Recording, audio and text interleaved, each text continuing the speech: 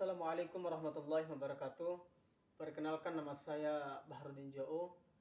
Saya dari kelas C5. Baiklah, pada kesempatan kali ini saya akan menjelaskan materi tata konsep, yaitu tentang konsep dasar IPS. Yang pertama yaitu kedudukan ilmu sosial dalam ilmu. Pengertian fakta, konsep, dan generalisasi. Yang pertama, fakta. Fakta adalah hal yang merupakan kenyataan yang sungguh-sungguh terjadi dan terjamin kebenarannya. Kemudian kedua, konsep. Konsep adalah ide abstrak yang dapat digunakan untuk mengadakan klasifikasi atau penggolongan yang ada pada umumnya, dinyatakan dengan suatu istilah atau rangkaian kata. Kemudian generalisasi.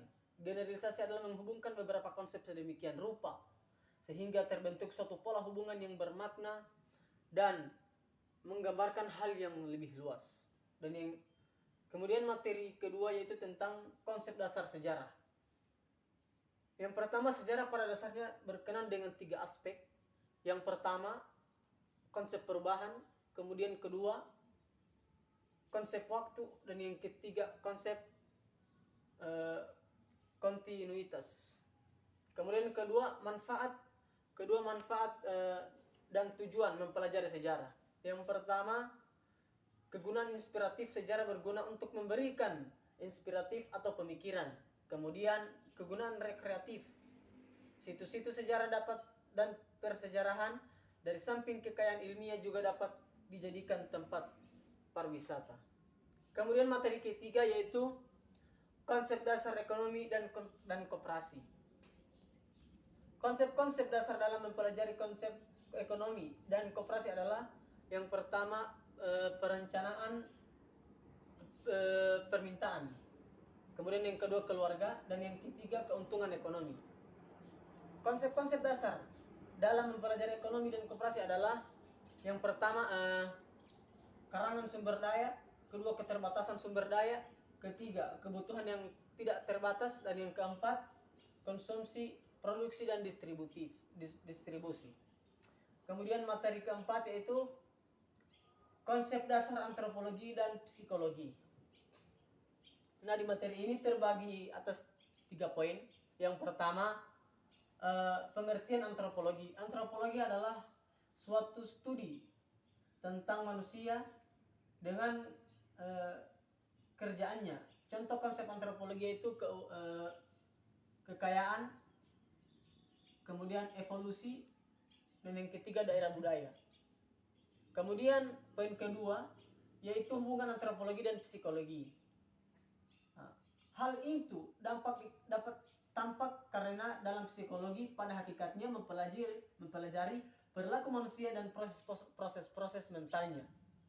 Kemudian materi ketiga ya.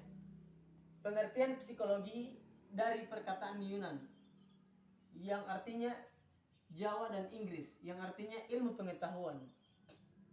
Kemudian materi kelima yaitu tentang keterampilan dasar dalam ilmu sosial. Dalam materi ini terbagi 2 poin. Yang pertama, keterampilan bertanya. Keterampilan bertanya merupakan suatu unsur yang selalu ada di dalam suatu proses komunikasi. Keterampilan menguji generalisasi.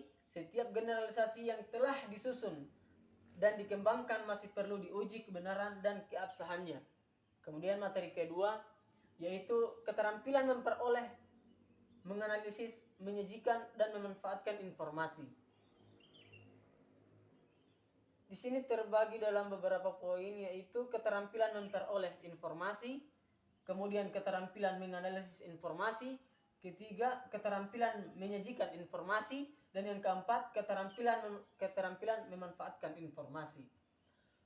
Kemudian materi keenam yaitu individu, keluarga, dan masyarakat. Individu adalah seorang manusia yang tidak hanya memiliki peranan khas dalam lingkungan sosial, melainkan juga mempunyai kepribadian serta pola tingkah laku spesifik dirinya. Keluarga adalah sekelompok orang yang mendiami sebagian atau seluruh bangunan yang tinggal bersama dan makan dari suatu dapur yang tidak terbatas pada orang-orang yang mempunyai hubungan daerah saja.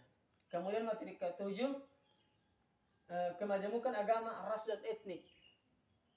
Di sini terbagi dua jenis, dua poin, yaitu kemajemukan agama. Kemajemukan agama akan mengantarkan setiap orang memiliki keyakinan untuk bersama, karena ia tidak sendirian melainkan berdampingan dengan penganut agama lain.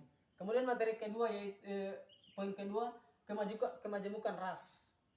Dilihat dari sudut biologis, manusia merupakan suatu spesies tunggal.